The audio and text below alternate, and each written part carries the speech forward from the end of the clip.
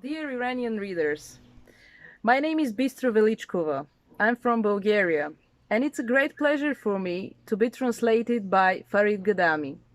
My two stories, Forgiveness and Rearview Mirror, which are part of my first book, Small, Dirty and Set, were included and in his book, a collection of Bulgarian writers called After Communism.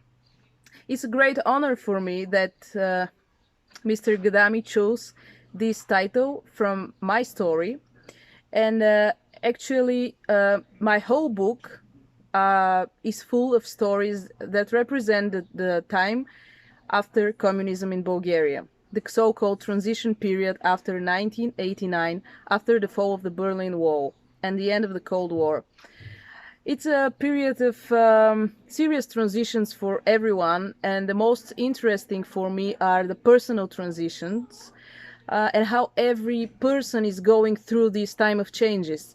After 45 years of living under communist regime, just in one day, the whole system is falling apart, and all of a sudden, capitalism is coming as a new regime. It's very hard for people to adapt because it's a completely different system.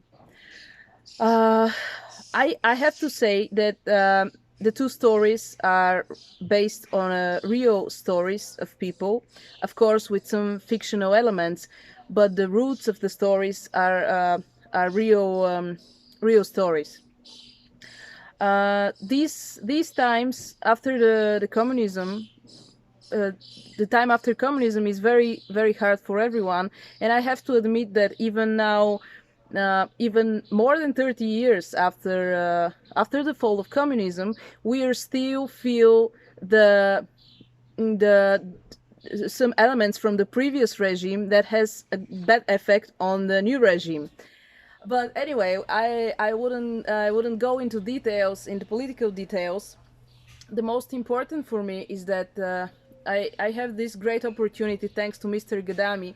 My stories and feelings and experience of Bulgarian people can reach you, and you can feel, hopefully, a little bit of how people here were feeling during those times. I think that we have a lot in common with Iranians because we are Bulgarian and Iran are nations which are on the east, and people on the east are warm.